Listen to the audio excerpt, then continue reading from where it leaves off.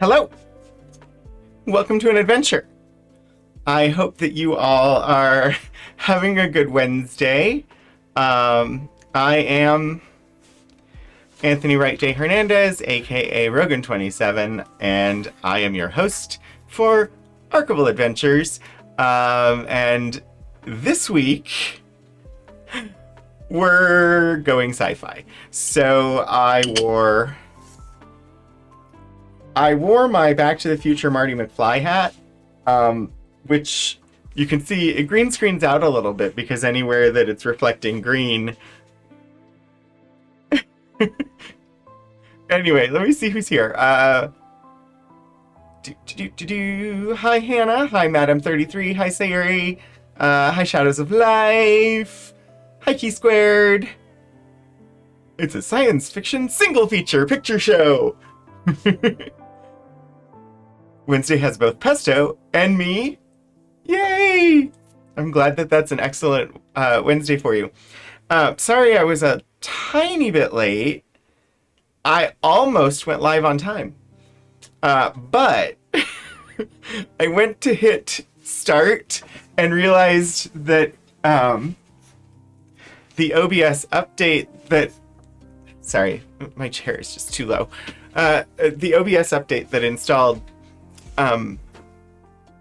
removed my plugins, and I had to go and reinstall them because they are how you get captions that are in the Twitch built-in captioner. They're also how I'm live on both channels at the same time. So it was kind of necessary, and it took me another minute. Anyway, let's see. Today we are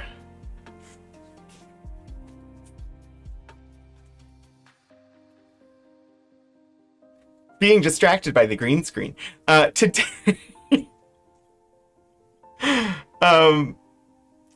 yeah, we're doing the next in the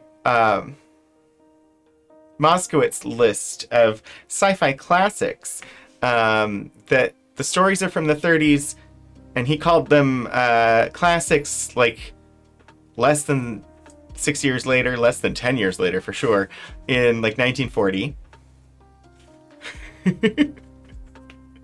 I'm glad I could accommodate Yuki Squared with my my schedule issue, and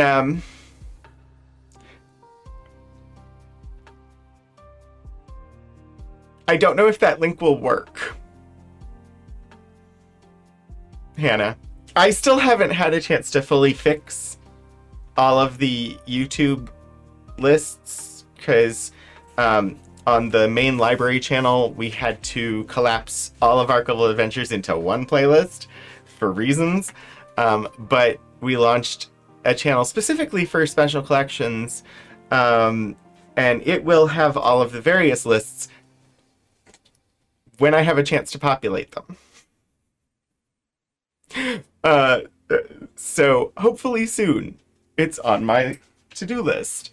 But yes, if you go to the YouTube for either the Virginia Tech Library or Virginia Tech Special Collections and University Archives. Thank you, Hannah. I'll get updated ones eventually.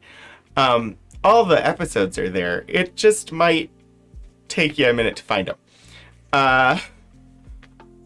This hat sits a little bit low, and so it's hitting my glasses and giving me ear wings.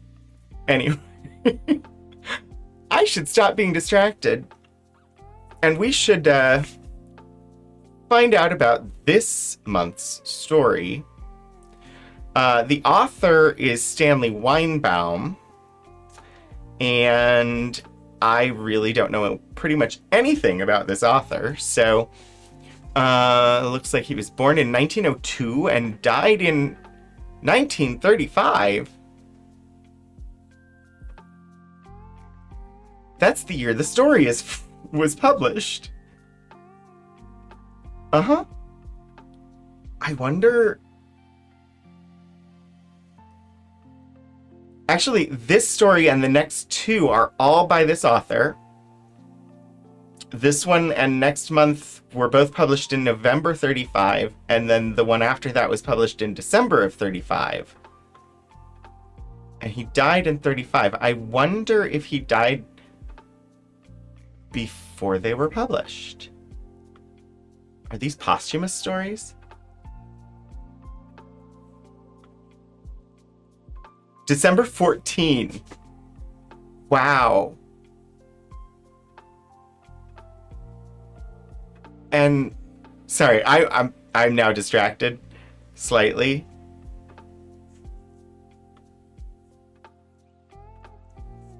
We'll get back to it. It's possible that he just saw these three stories published right before he died, or that next month's and the month after, that those two were published posthumously, but very shortly posthumously. It depends on when the December issue came out. Anywho, Weinbaum, U.S. author whose interest in science fiction dated from his youth, he published The Lost Battle in a school magazine, The Mercury, in December 1917. It forecasts that World War I will end in 1921. I believe that is a little bit late, isn't it? I don't really ever... I know the American Civil War dates. And I know the World War II dates. Yeah. I didn't think it went all the way to 21. It ended in 1918. So, whatever. He didn't begin to publish professionally till the 30s. After selling a romance novel, The Lady Dances,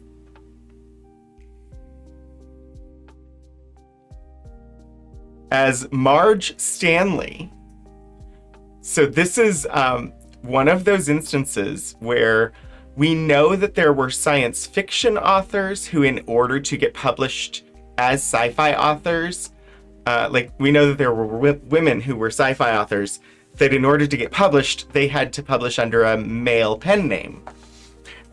In this case, here is a male author who wrote a romance novel and had to publish under a female pen name in order to get published. All right, so he published the romance novel to sold the romance novel to a newspaper syndicate. And after his first science fiction novel, The Mad Brain, had been rejected. Did not graduate from the University of Wisconsin, but studied there for 2 years, studying chemical engineering, and then started doing science fiction, starting with A Martian Odyssey.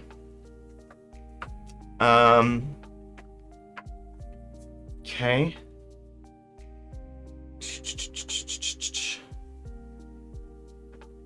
Lots of mention of some of the names that we've encountered over the course of this list. Okay. He was a central precursor of the golden age of science fiction.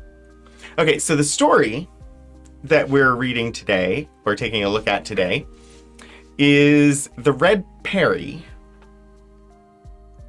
I assume that's how you pronounce it.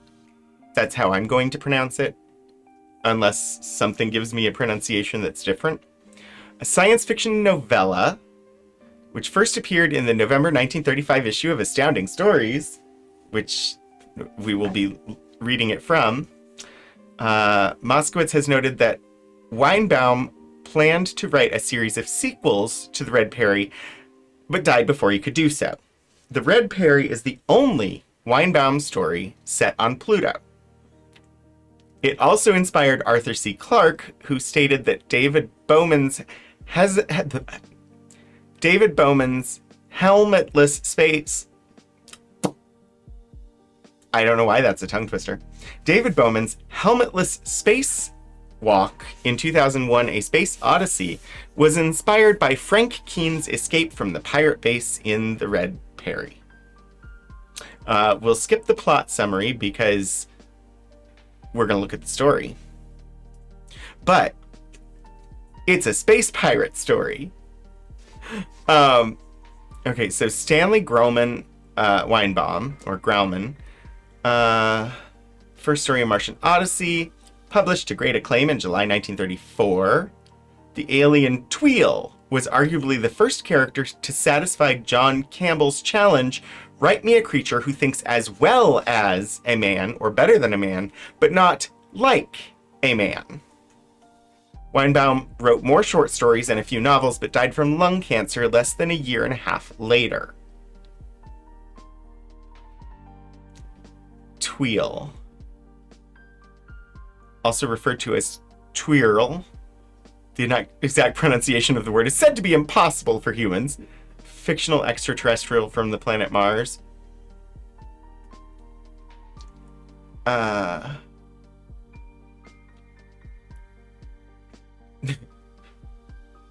I'm really curious about A Martian Odyssey. The Martian wasn't a bird, really. It wasn't even bird-like, except at first glance. It had a beak, all right, and a few feathery appendages, but the beak wasn't really a beak. It was somewhat flexible. I could see the tip bend from side to side. It was almost like a cross between a beak and a trunk. It had four-toed feet and four-fingered hands, or four-fingered things. Hands, you'd have to call them. A little roundish body and a long neck ending in a tiny head, and that beak. Wow. Okay, I'm gonna have to look at this one, because that sounds really interesting, especially the commentary by John Campbell, whose stories we've looked at in this series, who said it was the first character to satisfy his creature who thinks as well as a man, but not like a man. That sounds interesting.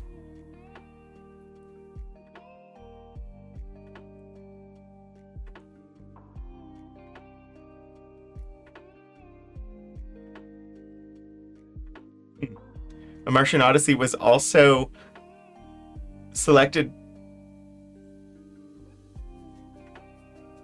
It was the oldest short story selected for Science Fiction Writers of America Science Fiction Hall of Fame. Shouldn't this one be on the list?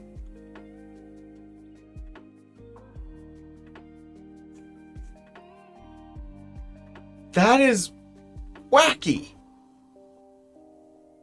How is that one not on the list, given we have 3 stories by this guy on the list, and A Martian Odyssey... No, we have 4 on this list, and A Martian Odyssey is not one of them.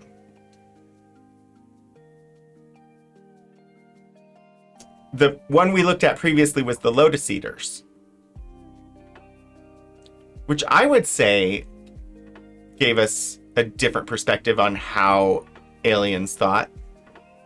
That one was really interesting. Congratulations, Key Squared. You've been randomly selected as VIP for the stream. Enjoy your digital gemstone and control of those pun points. Anyway, I think we should start looking at the story. But now I'm really curious, and we may have to actually look at A Martian Odyssey. I'm really surprised it's not on this list, because it sounds like it should have been. All right. Let me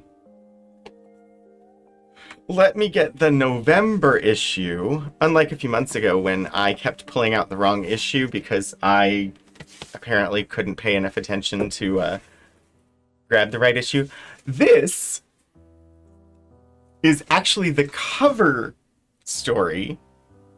The cover art is for the story we're going to look at, the Red Peri, which features 2 very different spacecraft.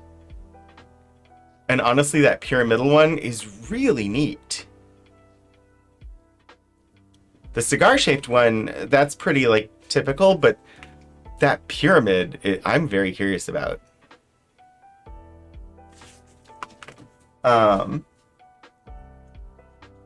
Ooh, I love the largest circulation of any science fiction magazine. And yet it's pulp and falls apart like pulp.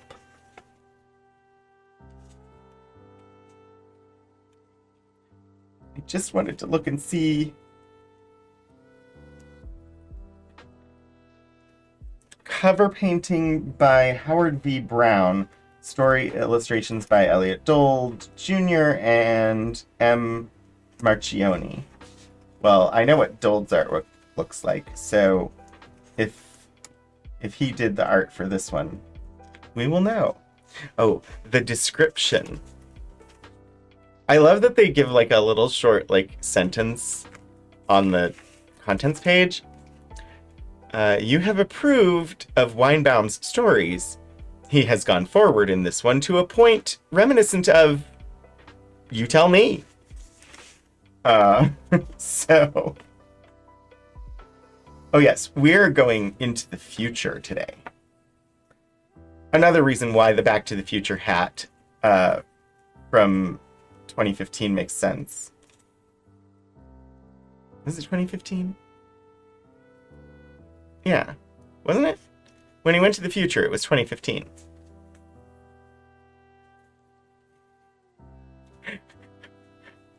Apparently, I am a distraction today.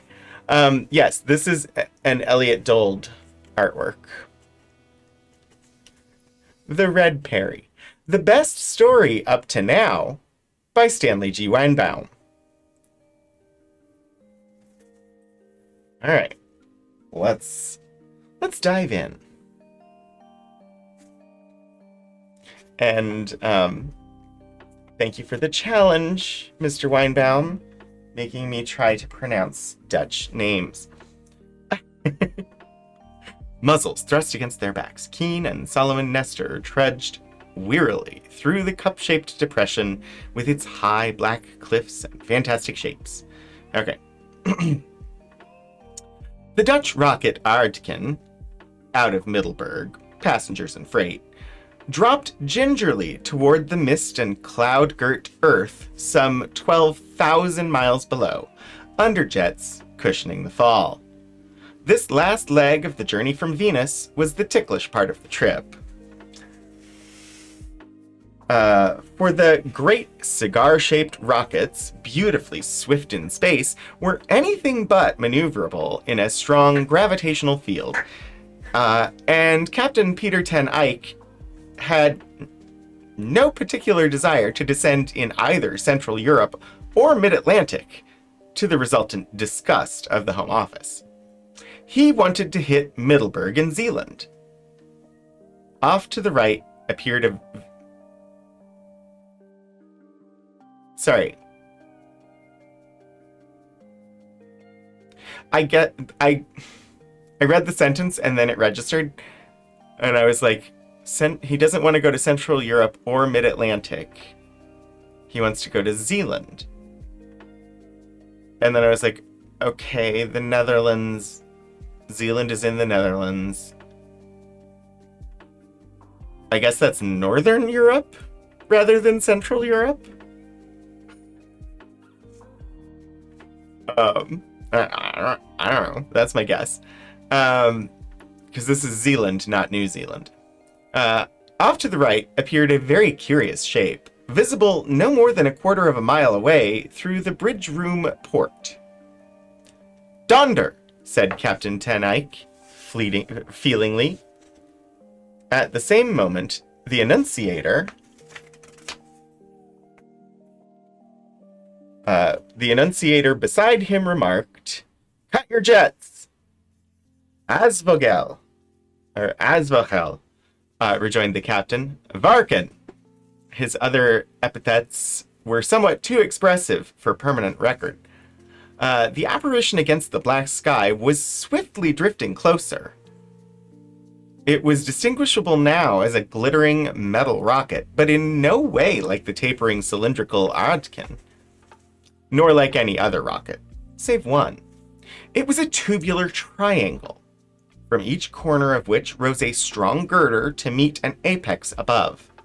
In effect, its sides and girders outlined a skeleton tetrahedron, and from the apex of the girders, the blue atomic blast flared down to spread fan-like into the space below. As it approached, the strange vessel was dwarfed by the giant freighter. It was no more than 100 feet on a side, not an eighth the length of the Ardkin. Again, the Annunciator uttered its metallic tones. It was responding, apparently, to a beam from the stranger. "Cut your jets," it repeated. "Cut your jets or we'll top you." Captain Ten Eyck ended his mutterings in a heavy sigh. He had no wish to have his vessel exposed to the withering blast of the pirate. He grumbled an order into the box beside him, and the roar of the jets ceased. Whatever maneuverability the lumbering freighter possessed was gone now, and there was no longer any chance of ramming the agile attacker. With the cessation of the jets came also complete weightlessness, since they were in a free fall. I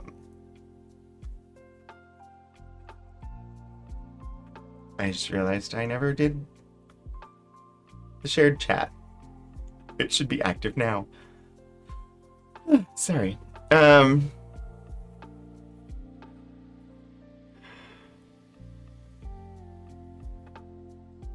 then I completely lost my space.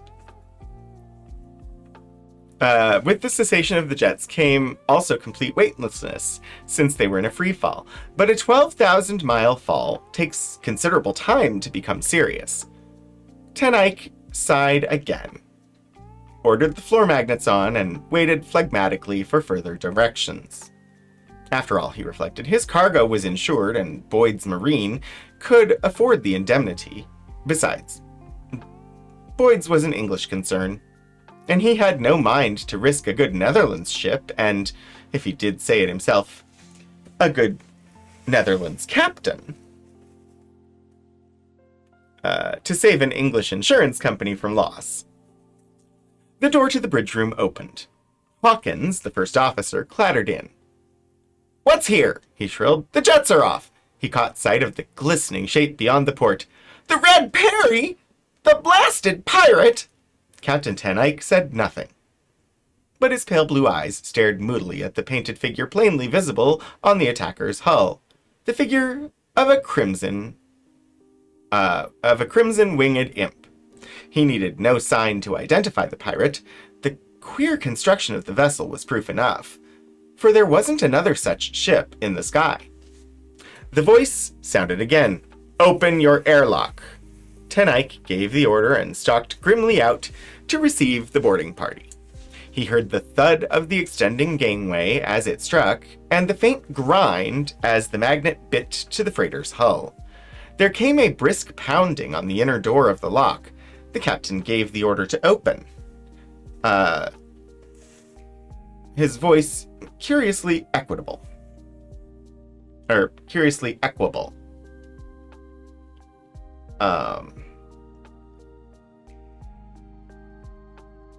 He was thinking again of the insurance company. Most of the Odkin's score of passengers were crowded along the passage. The cutting of the jets, and perhaps the sound of Hawkins's voice from the beam room as he called hopefully for assistance, had apprised all of them of the events, and the glittering triangle of the Red Peri indicated their nature.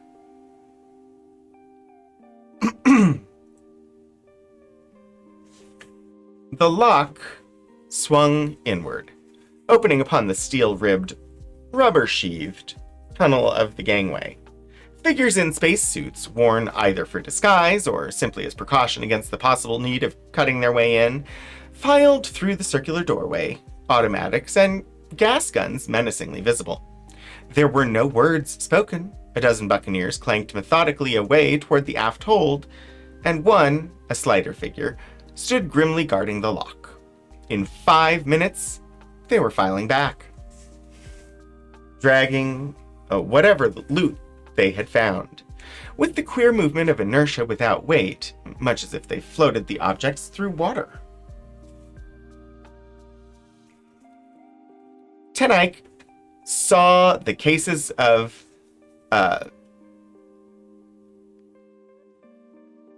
Zizchel pods, valuable as so many diamonds, disappear into the lock.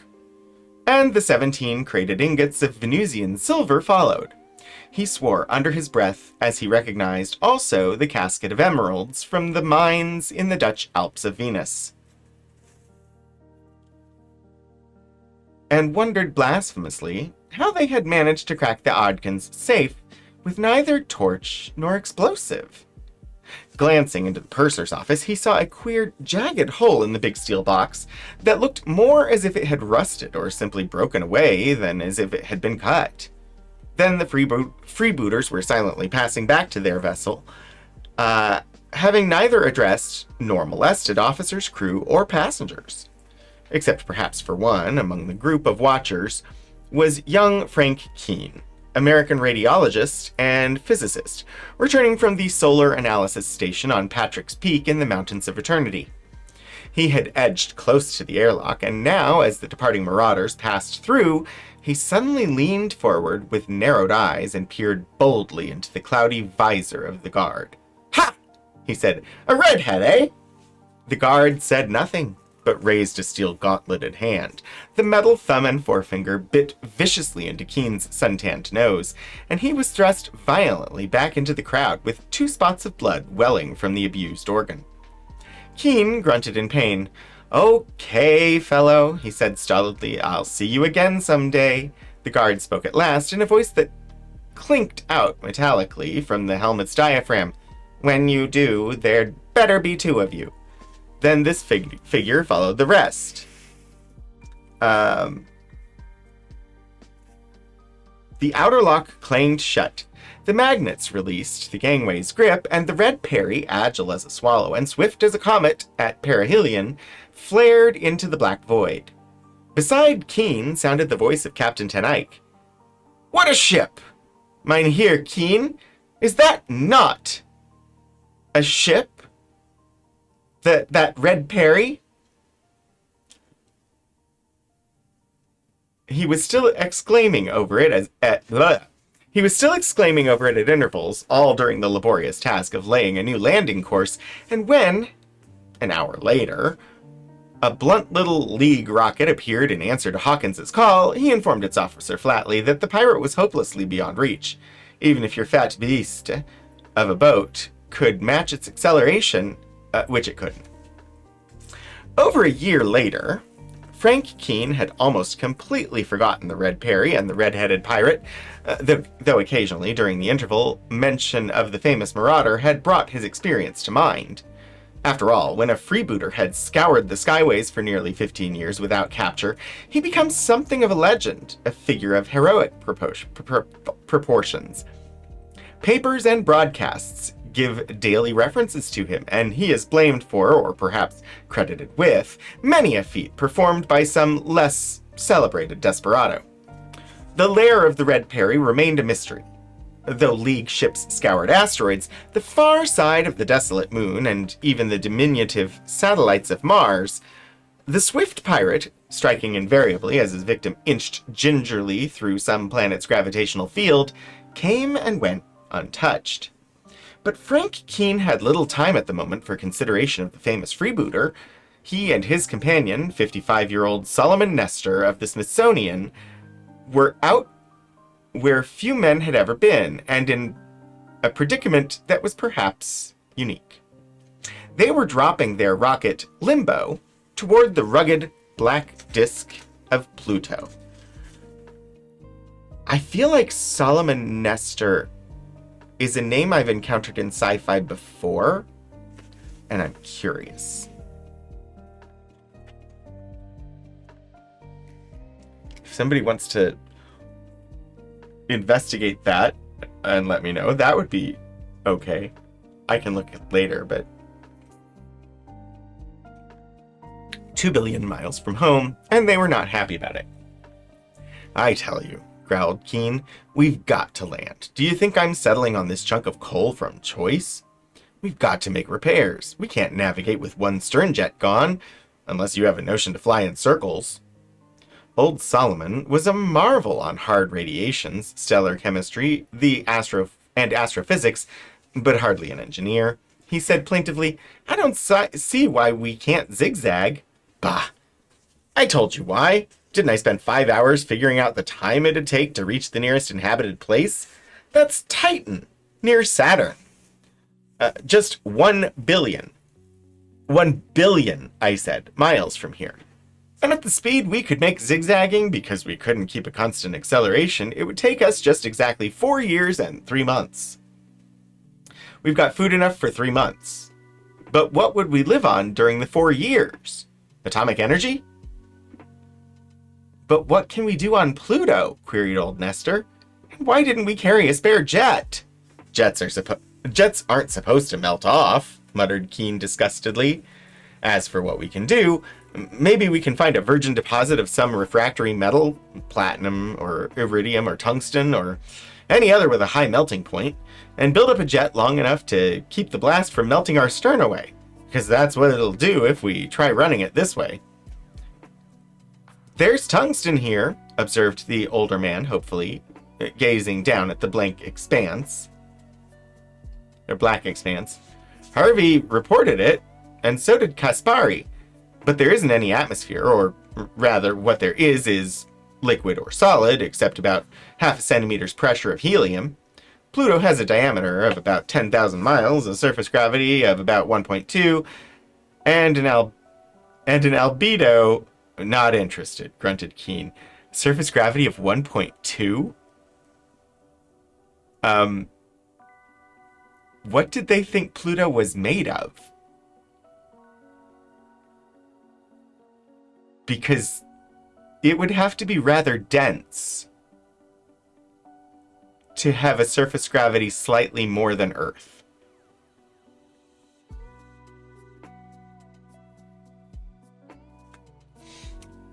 Not interested, grunted Keen. And then relenting, listen, Solomon. I'm sorry. I guess I'm taking it out on you because we had a defective jet, but it's a hell of a mess all the same, and somebody's going to suffer for it when we get back. To be fair, I'm not sure they had a radius for it yet at this point. I know, it was 1935 when this was published, and who knows when he was researching for it.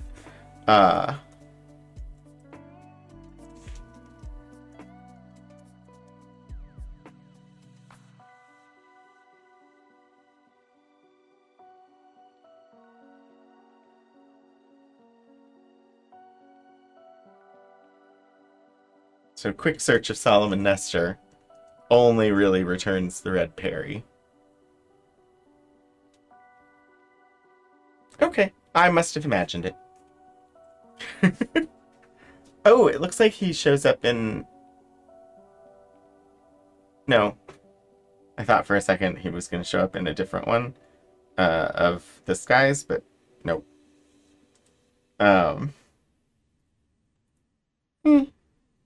He's fine. Okay. Only thing they come up with Solomon Nestor sci-fi when was this in a movie with an alien race called the Nestor. I think what's coming to mind for me is a character from a Charles Sheffield novel. And we looked at some Charles Sheffield during one of the sci-fi episodes before. I think that's what's happening is I'm pulling a name from Sheffield. Okay, listen, Solomon, I'm sorry. I guess I'm taking it out on you because we had a defective jet. But it's a hell of a mess all the same, and somebody's going to suffer for it when we get back. With all the money the Institute has, you'd think they'd be able to afford respectable equipment. He glared down through the floorport. There she comes! With a rasp and a jar, the limbo came to rest. Outside, a mixed column of dust and smoke billowed around the glasses, rose, and then settled as quickly as a burst of sand in the near vacuum that surrounded the ship. Keen cut the blast. Come on, he said, turning to a spacesuit swaying on its hook. No use wasting time. We'll take a look around. He clambered into the heavy garment, noting irritably its greater weight on the surface of the black planet. The Plutonian gravitation added 36 pounds to his terrestrial 180. No gun? Asked Nestor. Gun? For what? This planet's dead as the brain of whoever tested that jet. How can there be organic life in no air and 10 degrees absolute? He pulled open the inner door of the airlock. Well, he said, his voice sharply metallic, through his helmet's diaphragm, here goes the Smithsonian expedition for the determination of the intensity of cosmic radiation in extraplanetary... I almost got it. Here goes the Smithsonian expedition for the determination of the intensity of cosmic radiation in extraplanetary space. We determined it all right. Now the only problem of the expedition is to get home with our statistics. He flung out the open door and stepped out on the black surface of Pluto. So far as Keen knew, he was the fourth man, and Nestor the fifth, to set foot on the black planet. Atsuki, of course, was the first. Thinking back on it, some of Sheffield's stories feel like they could have been inspired a little by Weinbaum, same sort of hardish sci-fi with a heavily developed solar system. Maybe Sheffield had a similarly named character as a tribute to Weinbaum. It's possible. I know he had a character named Nestor in his Heritage Universe series, and that's probably what my brain was going to.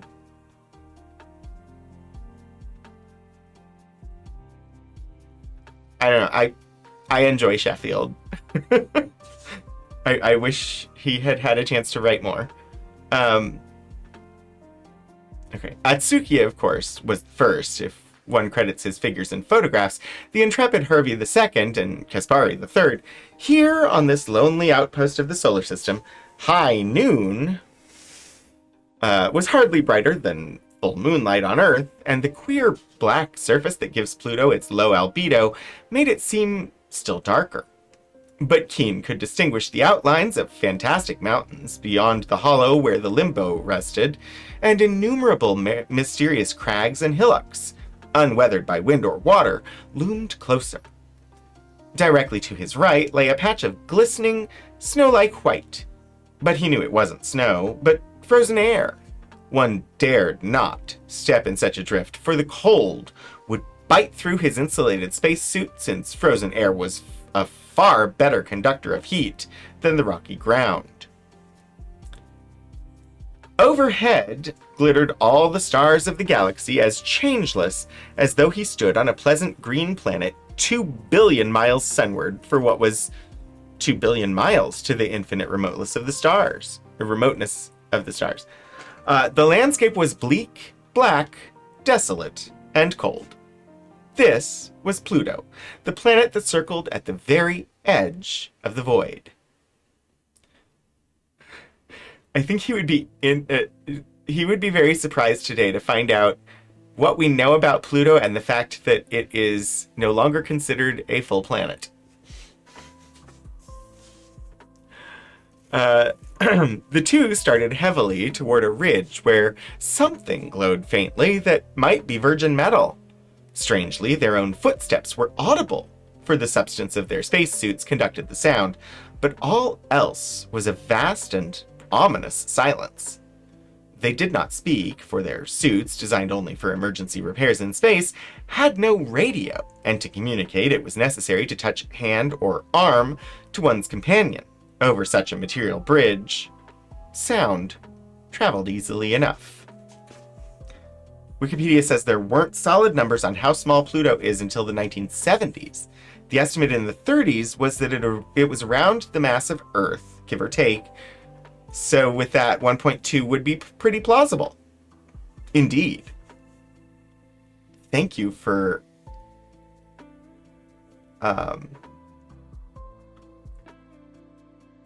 providing the detail. I enjoy the detail.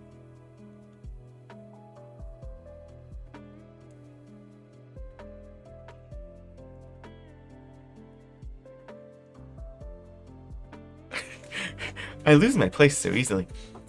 They did not speak, for their suits, designed only for emergency repairs in space, had no radio, and to communicate it was necessary to touch hand or arm to one's companion. Over such a material bridge, sound traveled easily enough. At the ridge, Keen paused. glowering down at a vein of bright, starlighted fragments. He placed a hand against Nestor's shoulder. Pyritic, he grunted. We'll have to look farther. He turned right, treading heavily under nearly 60 pounds, suit included, more than his earth weight. Surely, he mused, old Solomon Nestor wouldn't be capable of an extended search in such circumstances. He frowned. Kaspari had reported great quantities of heavy metals here, and they shouldn't need such a lengthy search. He stopped sharply. A stone came sliding past him on the rocky surface. A signal. Off in the dusk, Nestor was gesturing. Keen turned and hurried back, clambering along the uneven terrain with such haste that his breath shortened and his visor began to cloud. He clapped his hand on the old man's arm. What is it? He asked. Metal? Metal? Oh no, Nestor's voice was triumphant. What did you say about no organic life on Pluto, eh? Well, what about inorganic life? Look there! Keen looked. Out of the narrow chasm or cleft in the ridge, something moved. For a moment, Keen thought he saw a brook flowing, but a brook, liquid water, was an impossibility on Pluto. He squinted sharply. Crystals! Masses of crystals, gray-white in the dusk, crawling in a slow parade. I'll be damned, he said. Kaspari didn't say anything about this. Don't forget, said Nestor, that Pluto has 36% more surface than the whole Earth. Not a 10,000th part of it has been explored. Probably never will be, because it's such a task to get a rocket here. If Atsuki... I know, interrupted Keen impatiently, but these things aren't tungsten or platinum. Let's move on. But he still stared at the crawling, faintly radiant mass. In the silence, he heard infinitely faint rustlings, cracklings, and susurrations transmitted through the ground to his feet, and thence to his helmet. What makes them move? He asked. Are they alive? Alive? I don't know. Crystals are as close to inorganic matter comes to life, or as close as inorganic matter comes to life. They feed, they grow, but they don't live!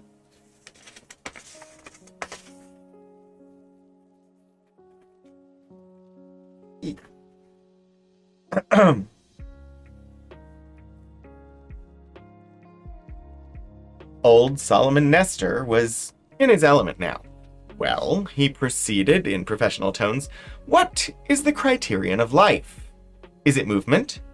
No, for wind, water, and fire move, while many living forms do not. Is it growth?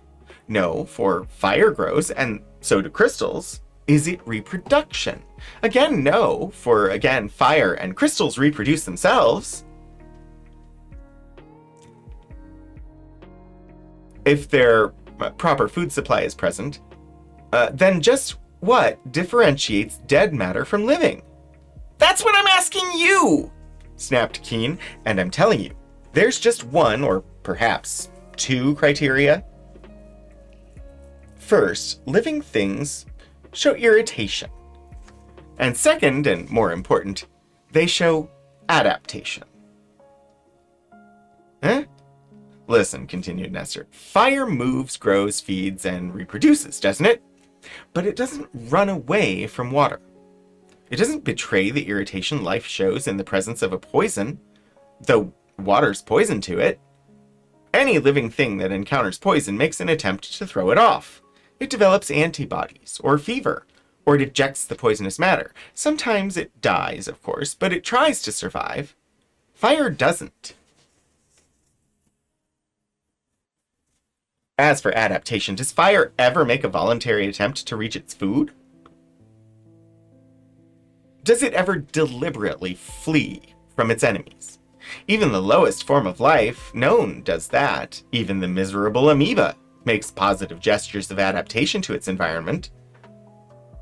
Keen stared more closely at the sluggish crystalline stream, which was now impinging on the black plain at its feet. He bent over it and suddenly perceived a fact that had hitherto escaped him. Look here, he said, touching old Solomon's arm. These things are organisms. They're not loose crystals, but masses of them. It was true. The rustling crystals moved in glittering chunks, from thumbnail size to aggregations as large as dogs. They crackled and rustled along, apparently moving by such slow shifting of the lower crystals,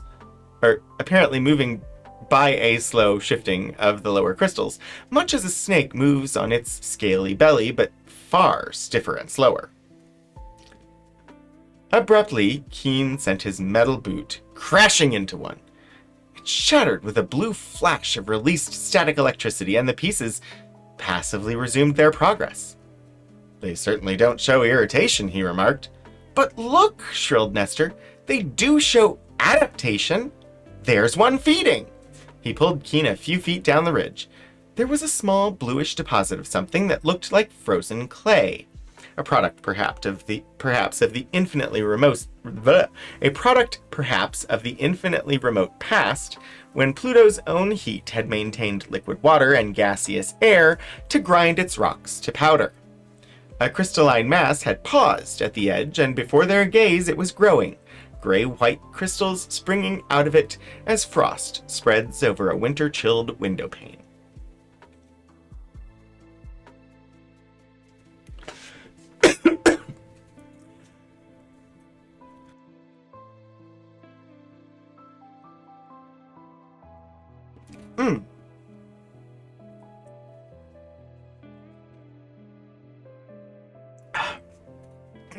Sorry. "It's an aluminum eater," shrieked Nestor. "The crystals are alums. It's eating the clay." Keen was far less excited than old Solomon. Perhaps because he was considerably more practical. "Well," he said decisively, "we can't waste any more time here. We need refractory metal, and we need it bad. You try along the ridge, and I'll cross over." He broke off suddenly, staring appalled at the foot with which he had shattered the moving crystals. On its surface glittered a spreading mass of tiny sparkling points. A break in the surface of his spacesuit meant death, for the oxygen generator could certainly never maintain its pressure against any appreciable leakage. He bent over, scraping desperately at the aluminum feeders, and then realized that the infection had spread to his gauntlets. While Nestor babbled futilely and inaudibly, behind his visor, Keen rubbed his hands in the gritty pyritic soil on which he stood. That seemed to work. The rough substance scoured away the growing crystals, and with frantic vigor he rasped a handful along his shoe. If only no tiniest pinprick had opened. He scoured furiously, and at last the metal surface showed scratched and pitted, but free of the growths. He stood up unsteadily and placed his hand against the gesturing Nestor's side. "Keep away from them," he gasped. "They eat." Keen never finished his sentence. Something hard jarred against the back of his armor. A metallic voice clicked. "Stand still, both of you." Ah! Hello, Raiders! Hello. Welcome to Archival Adventures. I am Anthony Wright de Hernandez, aka Rogan27, and this is the show where I look at materials from special collections and university archives here at Virginia Tech. Today we are looking at the 16th story on the list of classics of science fiction put together by the sci-fi critic Sam Moskowitz in 1940. The story we're looking at today is The Red Peri by Stanley Weinbaum. And it is a story about space pirates in 2080. 2080? I don't know. Some year, far in the future. Because this was written in, published in 1935. So, yeah, and if anybody was here who does not already follow 16-Bit Eric, you should definitely do so. Because 16-Bit Eric is amazing and does wonderful streams. And Eric, I hope that the rest of your time with Voyager was good and that you were able to show off whatever it was that you got from Cherry Tree. I'm going to get back to the story because it's definitely longer than I have time for today's, but we'll see how far we can get and then talk about whether we think it stands up to its status as a classic of science fiction. Okay. Part 2. What the devil? Gulped Keen. He twisted his head within his immovable helmet, peering through the rear visor glasses. 6 figures in blue metal spacesuits were ranged behind him. They must have approached in the inaudibility of a vacuum while he had been scouring his suit free of the crystals. Oh, by the way, they're on Pluto, but in the 1930s, people thought Pluto was roughly the size of Earth. So they're on a Pluto that has 1.2 Earth gravity.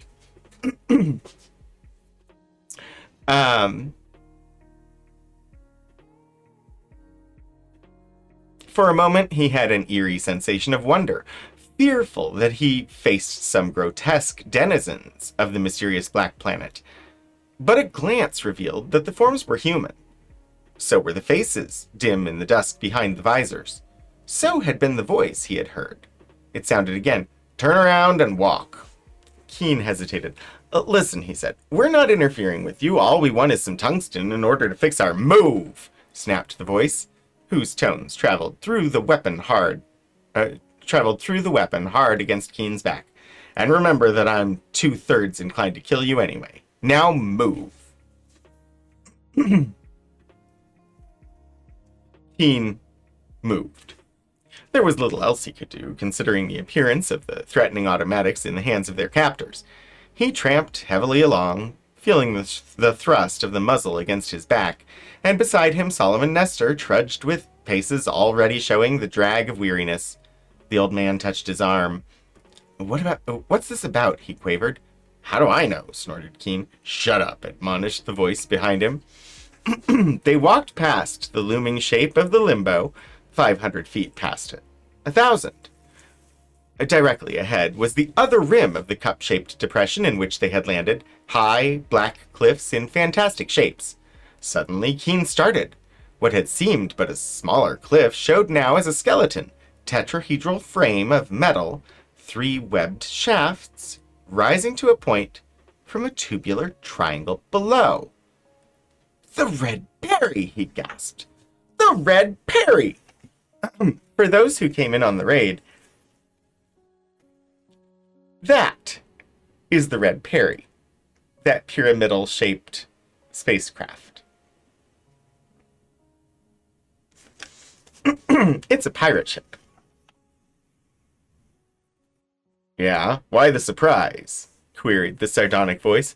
"You found what you were looking for, didn't you?" Keen said nothing. The appearance of the pirate ship had amazed him.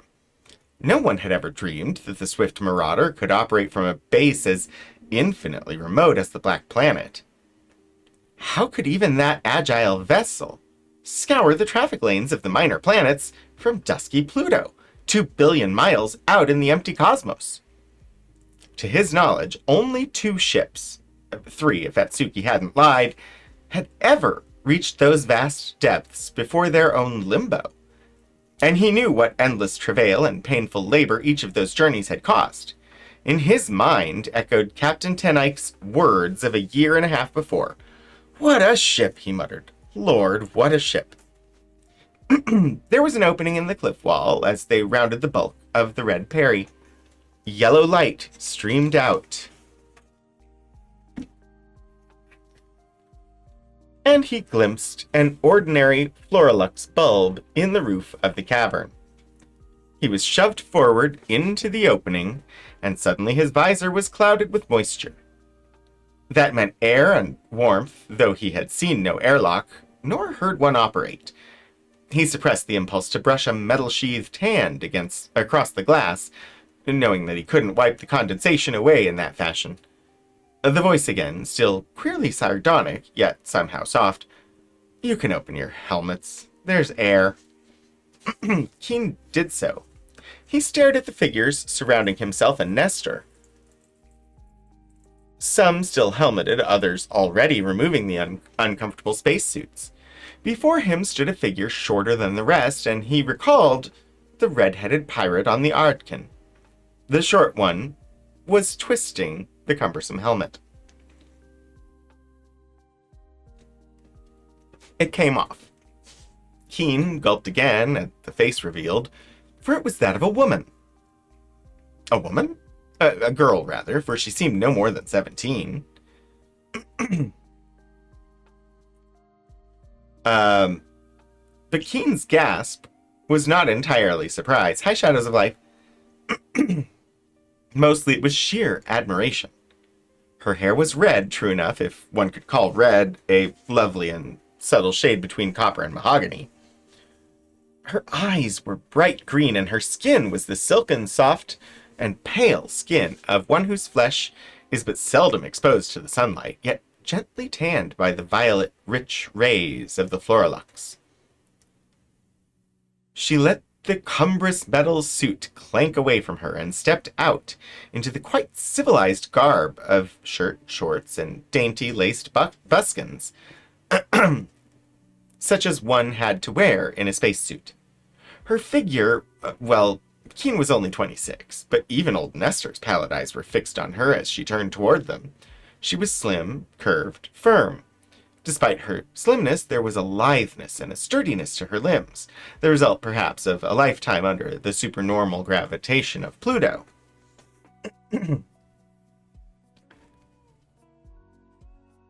Take off your suits, she ordered coldly, and as they complied, Marco, lock these up with the rest. A tall, dark individual gathered up the clanking garments. Yes, Commander, he said, taking a key she held out and moving away into the cavern. Commander, eh? Said Keen. So you're the Red Peri. Her green eyes flickered over him. She surveyed his own figure, which was still hard and brown and powerful from his swimming days at the university. You, she said impassively. I've seen you before. You have a good memory, he grunted. I was on the Ardkin.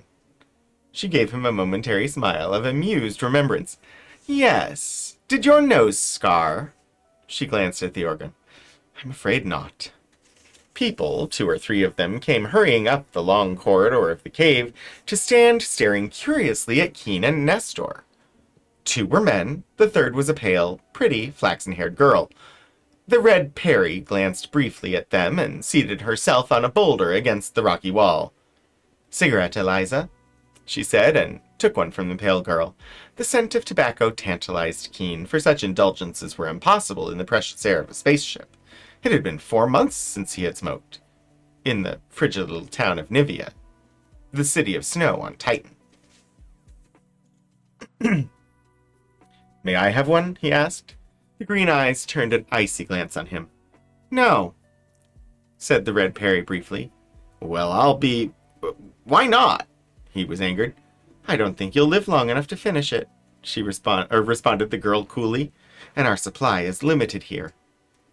Yeah, limited to what you find on looted freighters, he snapped. Yes, she agreed. She blew a tormenting plume of smoke toward him. I'll tell you what I'll do. I'll trade you a cigarette for the information as to how you managed to trace us here. Trace you, he echoed, puzzled. That's what I said. It's a generous offer, too, because I'm quite capable of torturing the knowledge out of you. Staring into her lovely, glittering green eyes, Keen was not disposed to doubt her capability. He said mildly, But we didn't trace you here. I suppose, she retorted, that you came to Pluto looking for a good business corner, or perhaps on a little camping trip. Is that your story? We'll find out how he responds in a couple of minutes, because we are about to have an enforced ad break by Twitch. So I'm going to go to the Be Right Back screen, and I will see you soon. Maybe. The button is broken. Be right back.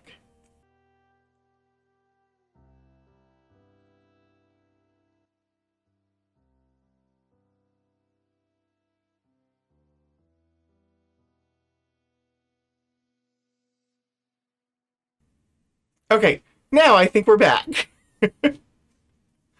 Okay. Let's dive back into the story.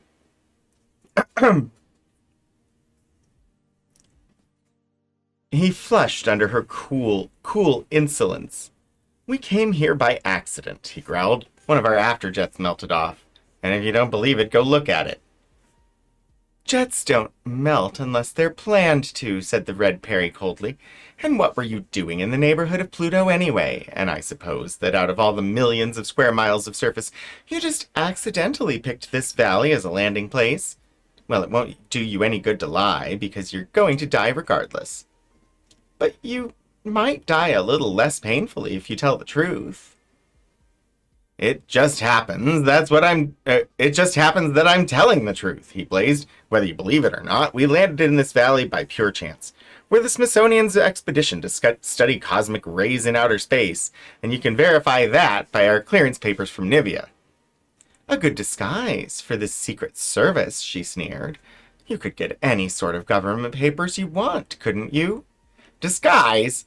Listen, if we were hunting the Red Peri, do you think we'd come armed with cameras, interferometers, electroscopes, polariscopes, and flywing bolometers? Search our ship. You'll find one gun in it. One measly automatic. I'll tell you where it is.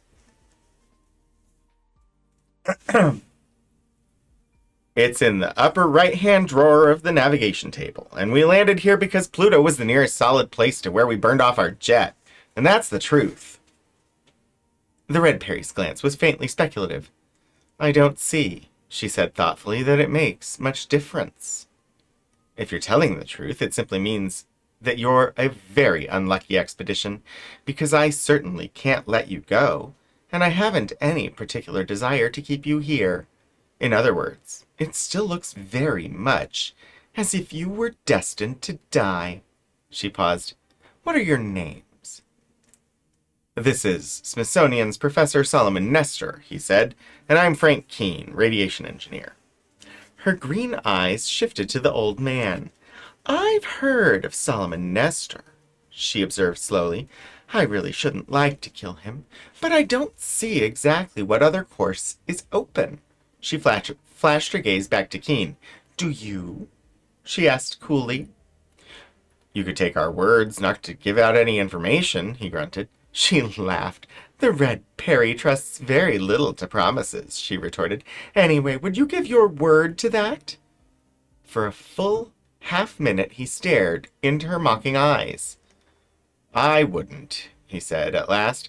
When I entered the Smithsonian service, I took their usual oath to uphold the law in the far places.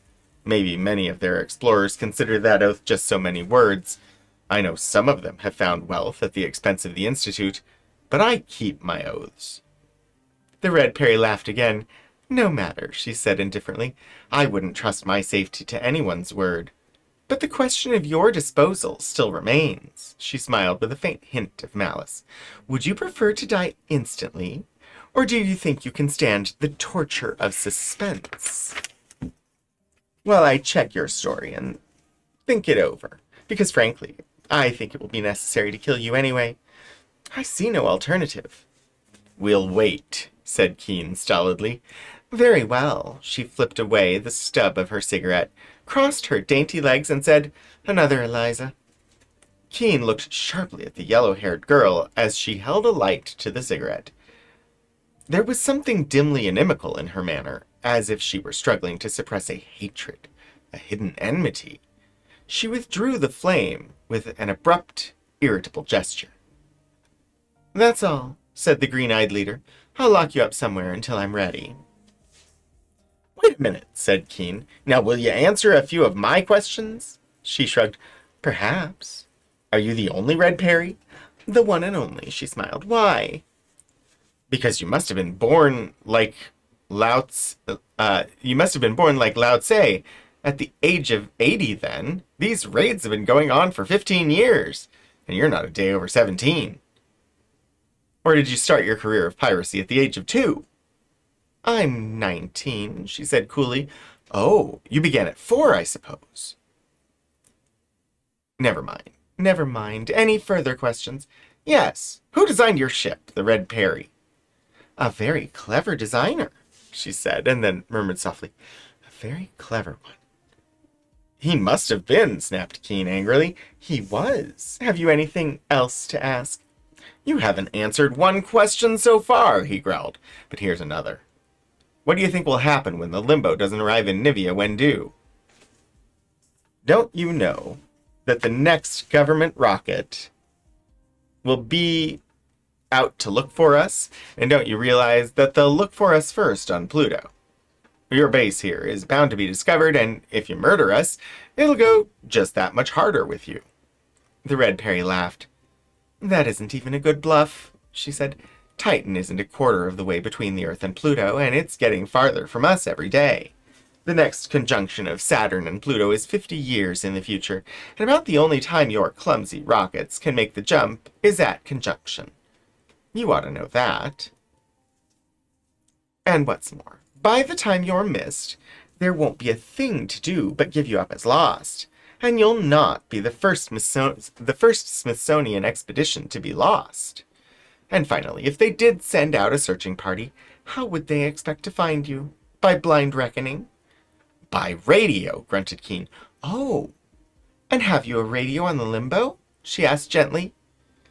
He groaned and subsided. Of course there was no radio on the little expeditionary rocket. All its precious space was occupied by fuel, food, and necessary equipment, and besides, what possible use could a radio be to explorers out in the lonely vastness of extraplanetary space? The nearest settlement, Nivea on Titan, was hundreds of millions of miles beyond range of the most powerful beam yet developed. The Red Peri knew as well as he how utterly hopeless was the expectation of any search for himself and Nestor. They'd be simply given up, called martyrs to science, regretted by the few experimenters who were interested in the results, and then forgotten.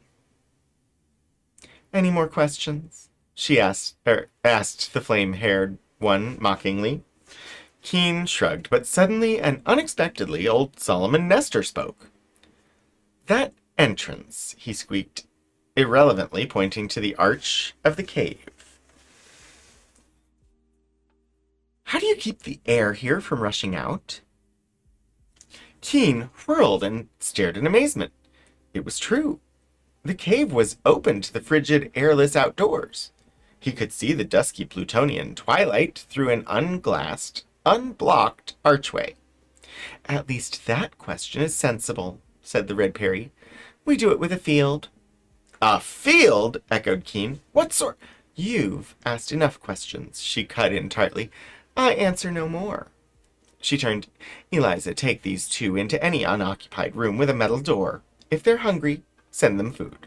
That's all. She rose without a glance at the prisoners. Keen's eyes followed the exquisite grace of her figure as she trod as lightly as if she walked an earthly corridor, followed by the 5 men who remained. Her radiant hair glowed far down the length of the passage until she turned aside and vanished. He and Nestor followed the flaxen-haired Eliza, and behind them, grimly silent, came the 2 men who had first appeared with her. She led them past a number of niches, side aisles, and several obviously artificial chambers. The cavern seemed to stretch indefinitely into the depths of the Plutonian mountain, and was indubitably a natural cave, though here and there the floor or walls showed signs of human workmanship. At last the girl indicated a chamber to the right, and they entered a small room furnished comfortably enough with an aluminum chair, a table, and 2 couches. These last were covered with deep and gloriously beautiful brocades, beyond doubt plunder from some freighter's cargo. This is yours, said Eliza, and turned toward the door. She paused. Are you hungry? She asked. No, said Keen. He saw the 2 men standing in the corridor, and lowered his voice. But will you talk to us a while, Eliza? Alone? Why? I'd like to ask you something. What is it? He dropped his voice to a whisper. Still wanting to find a Plutonian shore and a raven? Shadows, I think that's a reference, but I don't know it.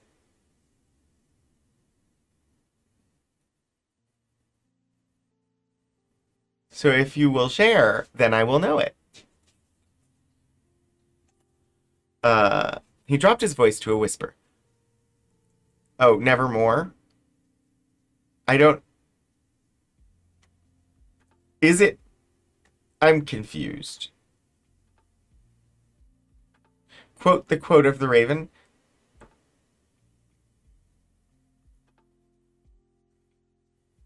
Quoth the raven. I don't understand how Plutonian shore fits in with Poe's The Raven. Although I don't know the entirety of that. Sorry, I have missed something. But you can explain if you want, because that would be nice. Because then I would know. But it's still going over my head. He dropped his voice to a whisper. You hate the Red Peri, don't you, Eliza? As much as we do? She turned abruptly to the door. Father, she said evenly, will you and Basil bring something to eat? I'll stay here. You can bolt the door on us. There was a murmur without. Hush, she said. You heard. These two are gentlemen. The door closed, and she faced them.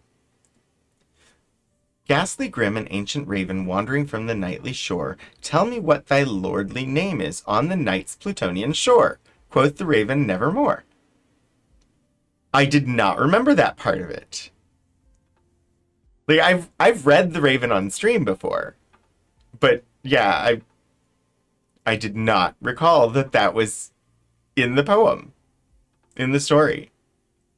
Nice. Good memory, and thank you for clarifying for me, because I definitely wasn't getting the reference. Yeah, like a steel trap. Honestly, it's not surprising that I lose some things. It's one of your favorite poems. I've enjoyed it, but I haven't really spent a lot of time with it. I know generalities of it, but not... I definitely don't know it word for word, and obviously not well enough to remember that the word Plutonian was in it at all. Okay.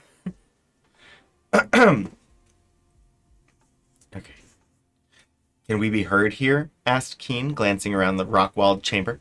Of course not. The Peri has no need to spy on her followers. She's clever enough to read men's feelings in their glances and the tone of their voices. Then she must know you hate her. I haven't said that I hate her. But you do. Does she know it? Hi, Stephen Joyce! Oops, I meant... Stephen, you've been here the whole time!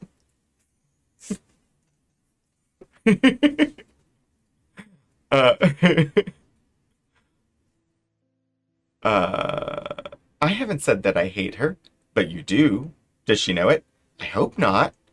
But you just said that she could read I said men, cut in the flaxen-haired girl. Keen chuckled. Why do you hate her, Eliza? Her blue eyes hardened. I will not say. Well, it doesn't matter, I suppose. He shrugged. Eliza, is there any chance of our escaping? Would you help us to, say, to steal the Red Peri? Our own ship's useless. They've gone to repair it. As for the Red Peri, I don't think you could operate it. It doesn't control like your rocket. I don't know how to run it. I could make a good try at it, said Keen grimly. It would have to be the Red Peri anyway. They could run the limbo down in 3 hours and blast it. A thought struck him. Unless we could cripple the Red Peri first. I don't see how you could, said Eliza. She has the key to it hidden somewhere, and how could you even reach it? The spacesuits are locked up, too.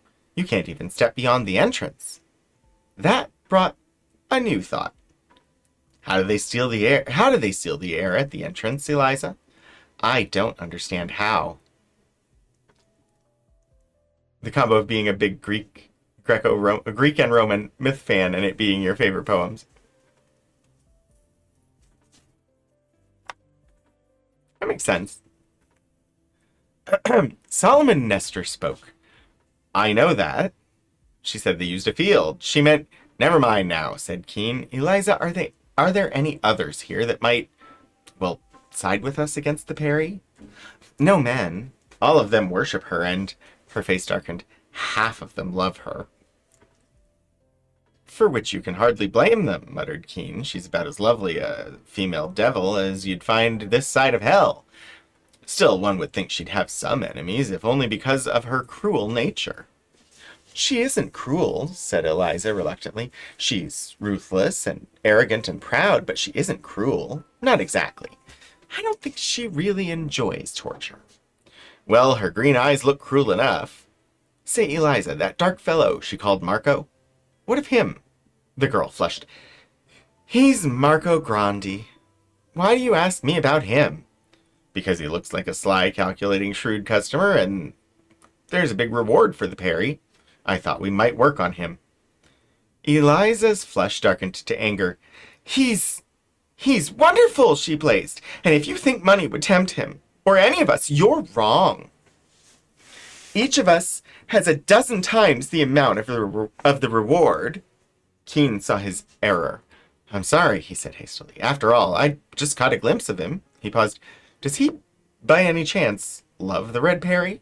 She winced. He's no different in that way than the rest. I see. But you, perhaps, wish that he were different in that way.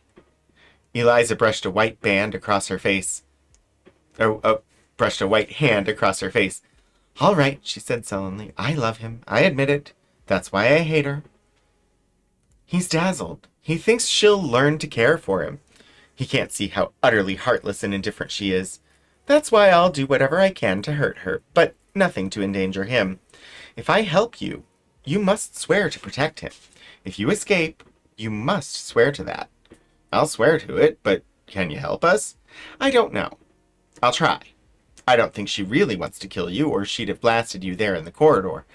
It isn't her way to hesitate and temporize and think things over.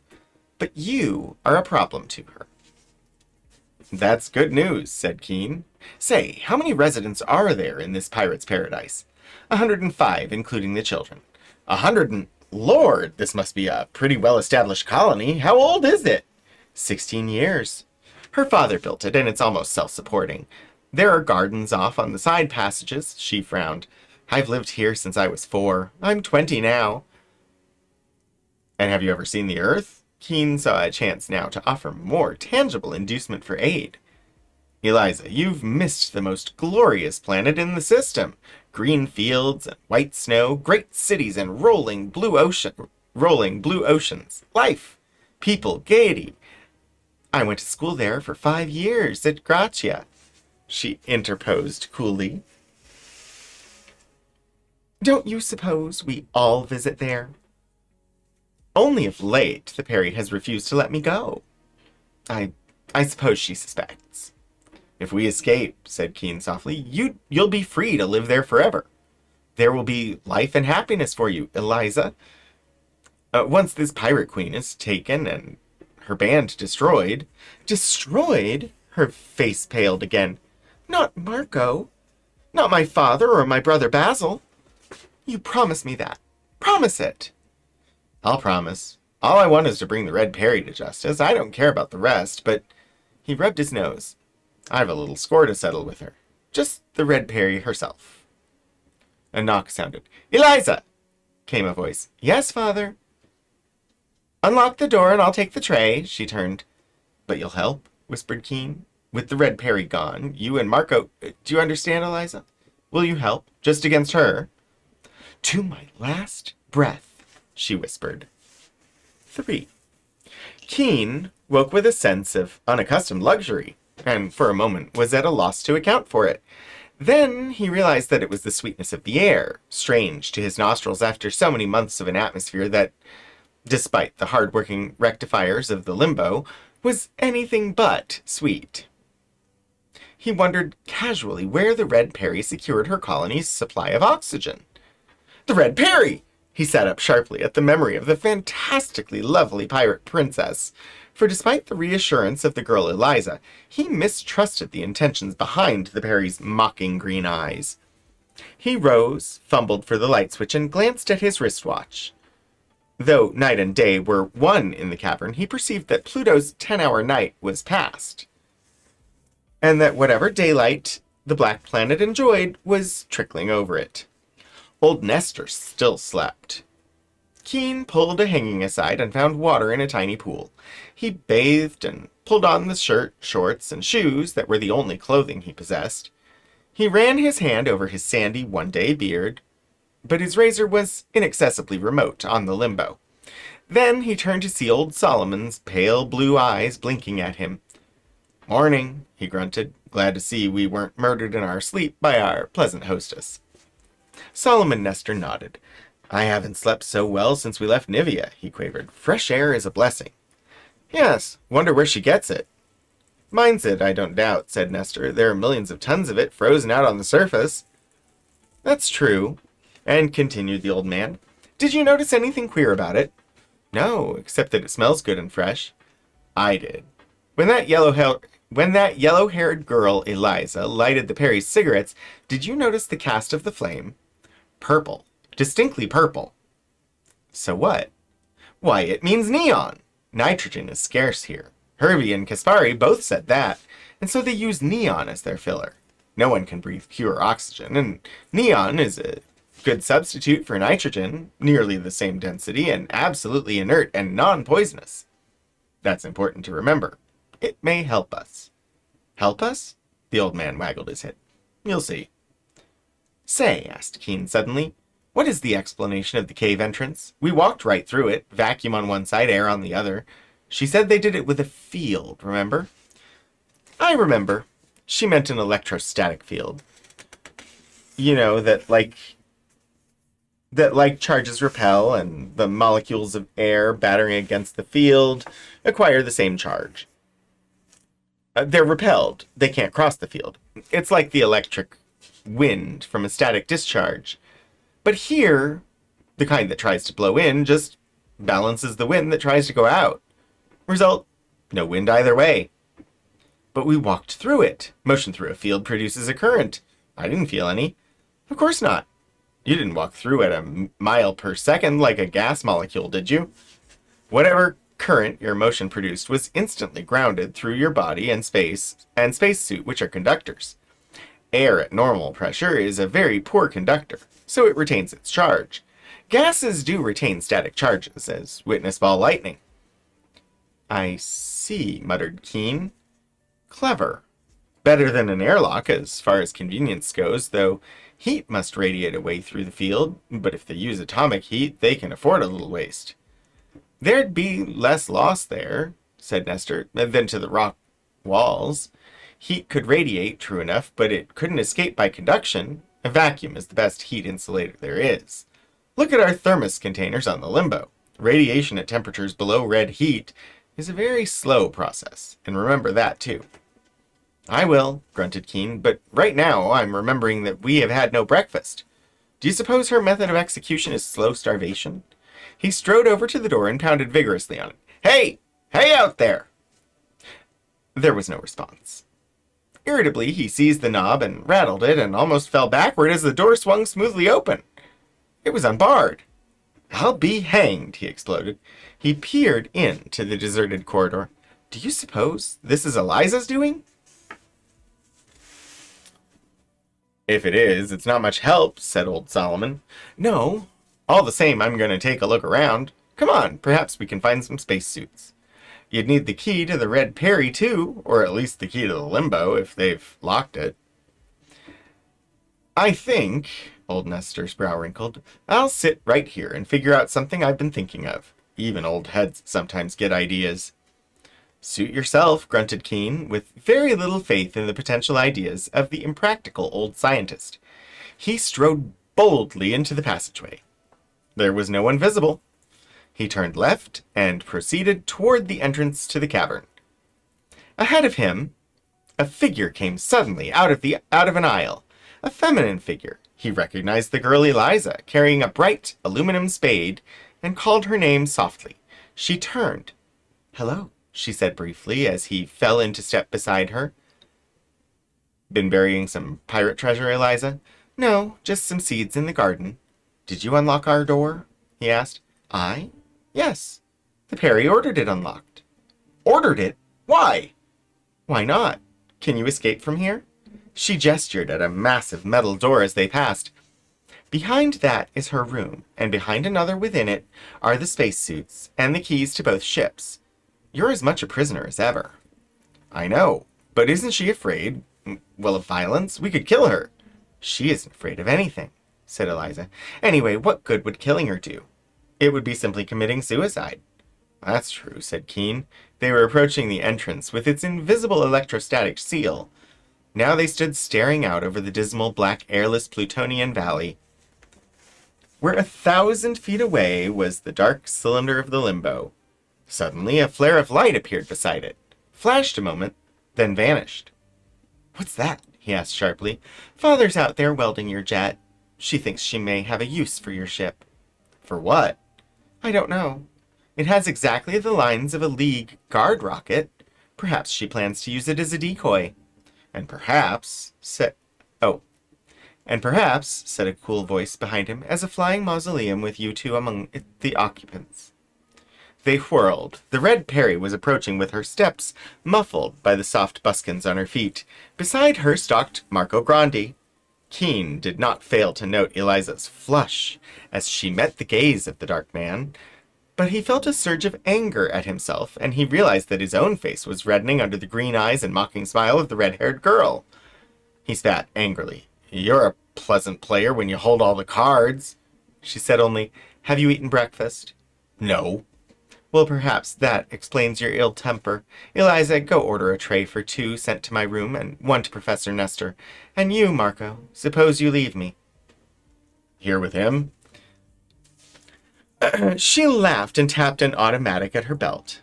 "I can take care of myself. Do you doubt it? You can go, Marco." He muttered, "Yes, Commander," and backed reluctantly away. The Red Peri turned her glorious, taunting eyes on Keen, smiled again, and said, "I've checked over your ship. Your story's straight enough." "Well, what about us, then?" "Oh, I haven't decided. You may have to die. It's more than likely that you will. But with no malice on my part, purely as a matter of convenience, you understand." He grunted. "Why do you have our door unlocked?" "Why not? I'm sure you can't escape. Look here." She took the bright aluminum spade Eliza had placed against the wall and thrust it half through the field into the airless outdoors beyond. He stared at it, except for a slight change in color as its crystals rearranged under the slow radiation of its heat. It seemed unaltered. When the knuckles of her dainty hand began to whiten with the cold of the metal, she tossed the implement on the floor at his feet. Now it changed. Instantly, white frost formed on the part that had been exposed. Glittering crystals grew an inch thick, fuzzy covering, and began to spread along the handle. They sprang out as swift as the second hand on a watch, 1 inch, 2 inches deep. The Peri laughed. "Would you like to stroll outside?" she jibed. "It's not cold, just 10 above zero. Above absolute zero, I mean. Cold enough to liquefy and freeze all gases but hydrogen and helium.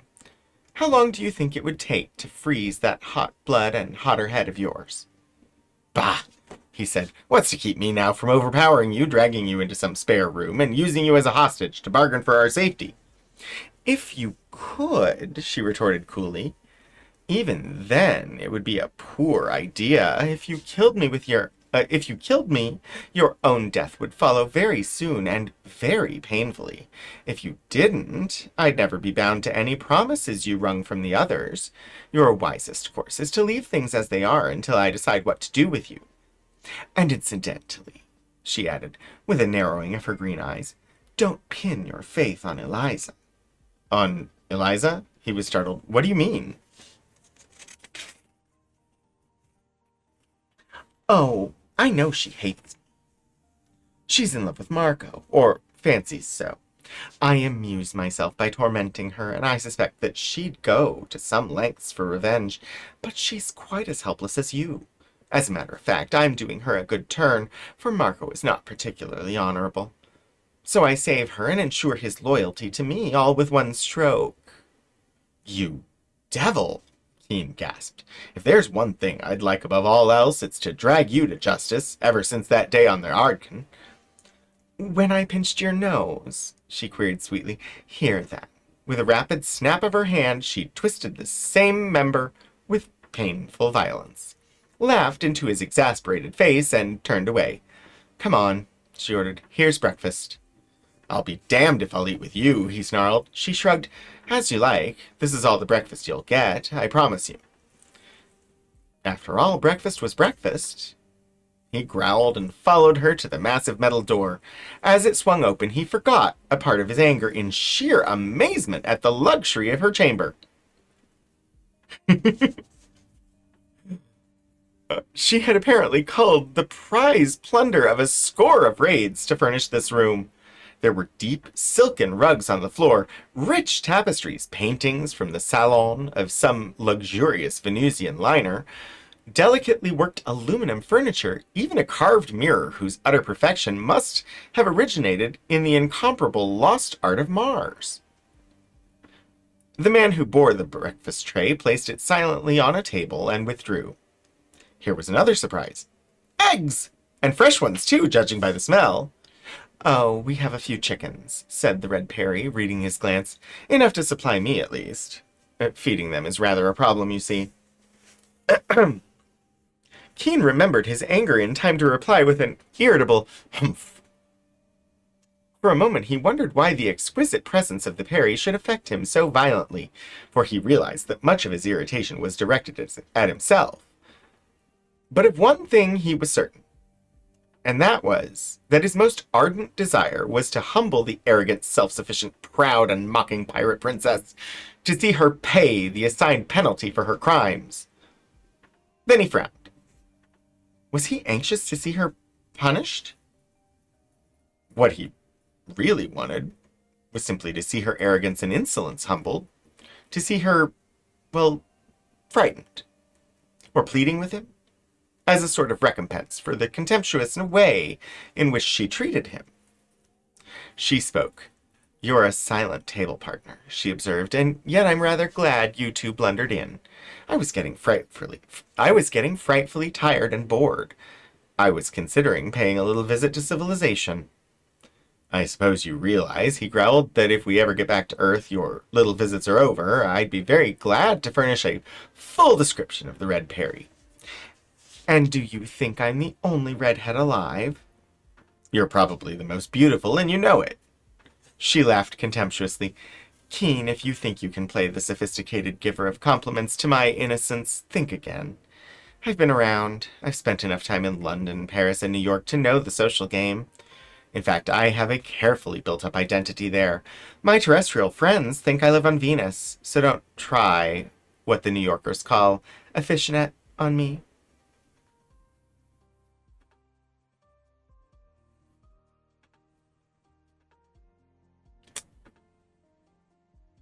The colloquialism of a fishnet. I'm like, there was something else. Oh gosh. It's another raid. Hello, DC. Welcome in, raiders. Hi, I am me. I'm Anthony Wright de Hernandez, aka Rogan27. I am the Community Collections Archivist at Virginia Tech, and this is Archival Adventures, a stream where I look at things from the archives and share them with all of you, and we see what we can learn. Right now we are reading the 16th story in a list of stories that Sam Moskowitz called Classics of Science Fiction in a letter in 1940, even though all the stories were less than 10 years old. So we've been reading through them one per month to see how they stand up to that classification. And so far I'd say he did a pretty good job, even though they're not stories that are super well known in and of themselves today.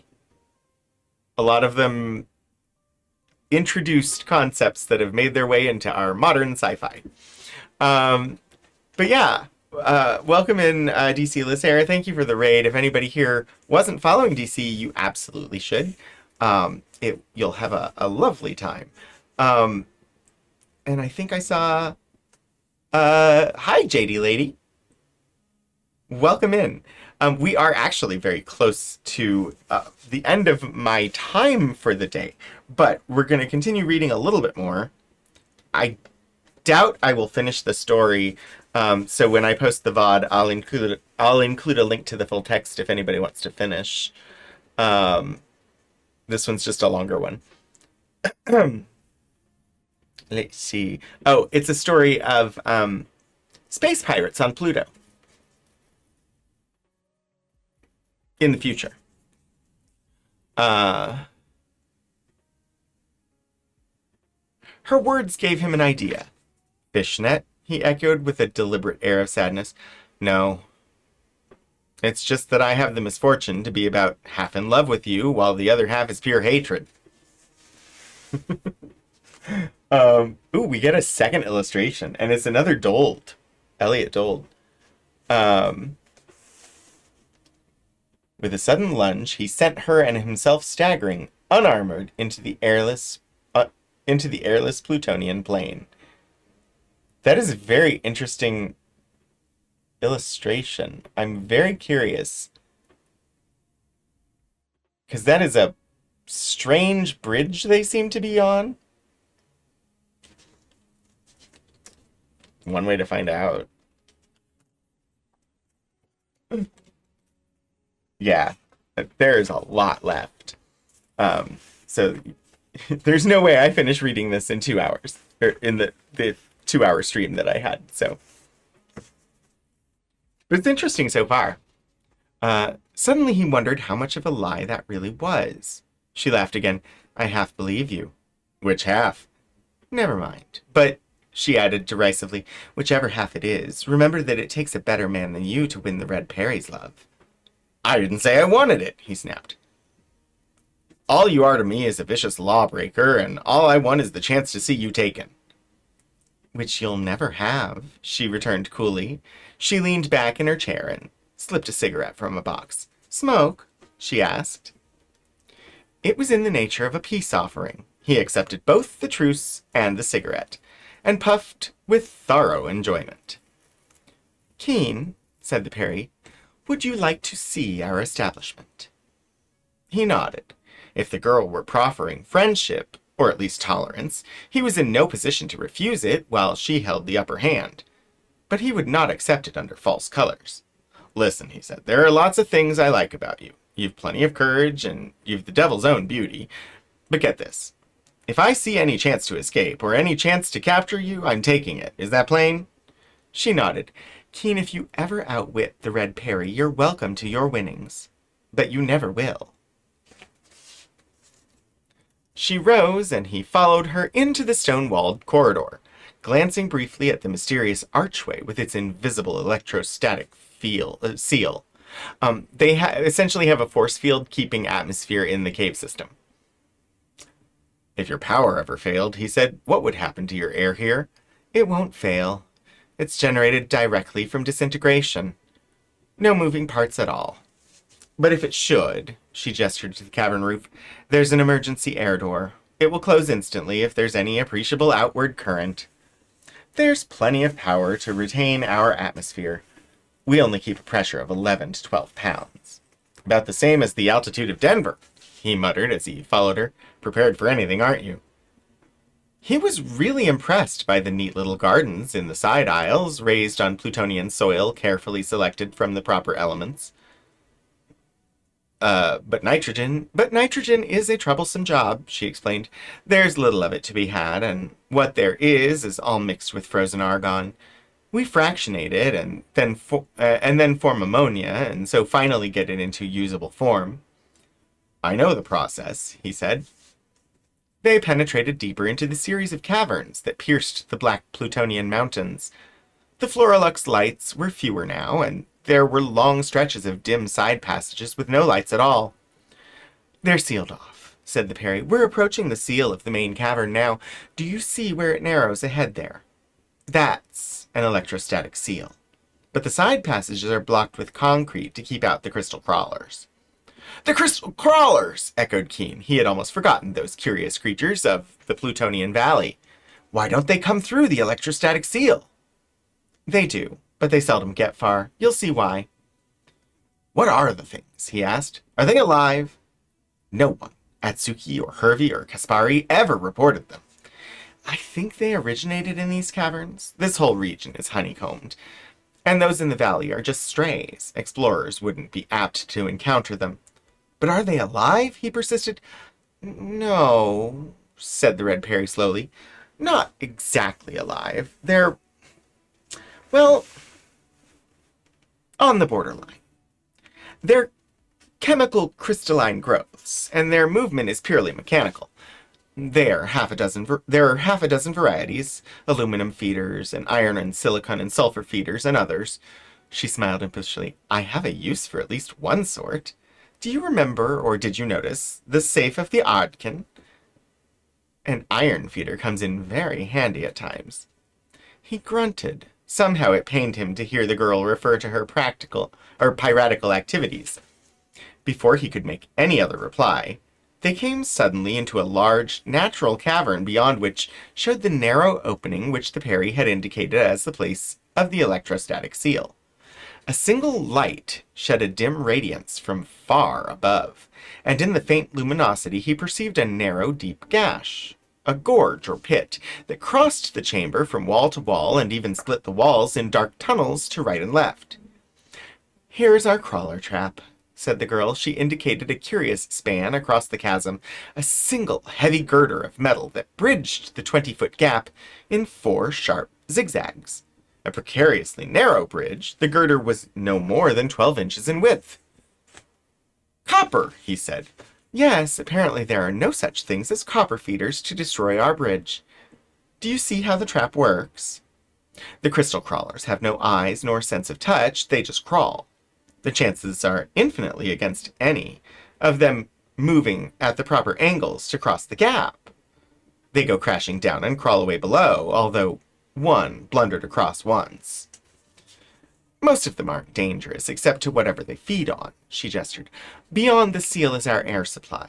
There's a regular frozen subterranean sea of neon, argon, and oxygen, and we can draw on it almost forever. Do you want to cross over and look at it? Keen stepped to the brink of the chasm and peered down. It was deep. The light from above trickled away into a mysterious darkness, where only a few faint sparkles responded. Crystals, doubtless, for a slow flicker of movement showed. He scowled at the precarious slenderness of the copper zigzag, and then, cautiously, he abandoned dignity, dropped to his knees, and crept slowly across on all fours. It was only when he reached the far side and stood erect that he became conscious of the Peri's contemptuous sniff of laughter, and turned to see her walk casually and steadily across the angling span, balancing as easily as if she trod a wide roadway. He flushed a slow red. The girl had nerves of steel, true enough, but he realized she had done this as a deliberate taunt. Hi, Puddleglum! She strode to the narrow opening where he now perceived the ring of copper points, whence issued the electrostatic field, and above, on the roof, a suspended emergency lock, like that at the outer arch. There, she said, pointing, you can see it. He squinted into the darkness. A dozen feet away, the passage seemed to widen again, but into such a vast hollow that the light from behind him failed utterly to show its bounds. But dimly, and faintly, as a sea of ectoplasm, he made out a shimmering, illimitable expanse of white, a vast subterranean drift of Pluto's fossil air. There goes the pipe to it, said the Peri. We can get all we need by the simple process of heat, but now and then we have to lengthen the pipe. That's why this end of our colony is sealed by electrostatic. Oh! She broke off in a startled scream. Keen whirled. The cave floor between the two of them and the bridge was covered with a rustling, irregular parade of blackish crystals. What's the matter? He gasped. We can kick them aside. He moved as if to do so. No, cried the Peri. She seized his arm, dragging him back. They're carbon feeders. Don't you understand? They're carbon feeders. Your body has carbon. They're... Look out! I think that's the cliffhanger I'm going to leave you on.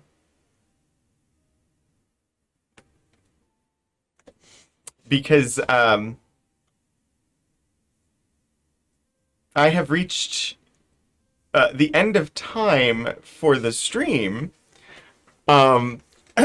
which means that's as far as we're going with the Red Peri on stream.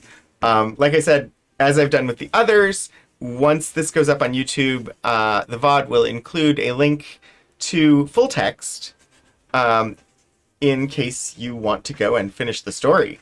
It was the perfect ending point with all the drama needed for a cliffhanger. So, yeah, that's going to be the stream for this week. Next week is Civil War Diary, I think. It is... Hopefully I'm able to read the handwriting easier. The spreadsheet opened all the way over here.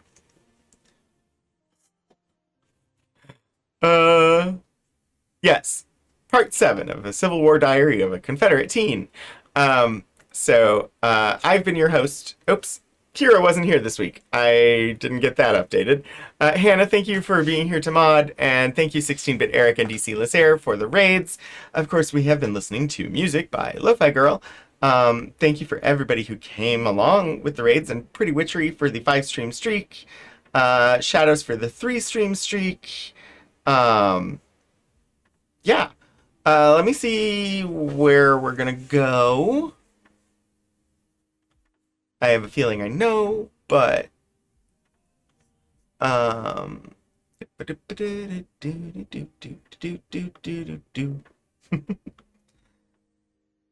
indeed. We're gonna pop on over to Stephen Joy's because Stephen's amazing, wears tiny hats, and it's a good stream to hang out in. It looks like today it's Into the Slimy Mines. I am unfamiliar with this game, but it should be a good time. Steven finds the most amazing indie games to share. So I'm going to go ahead and set up the raids from both channels. I encourage you to travel along with us because, as I said, Steven's streams are a good time. When you get over there, go ahead and ask for a hat. Many will be donned. All you gotta do is ask. And there are many to choose from. Anywho, thank you all so much for joining me. I do think that this story, I can see why it was called a classic. It definitely hits some solid themes that have lasted throughout sci-fi. And it's really well done.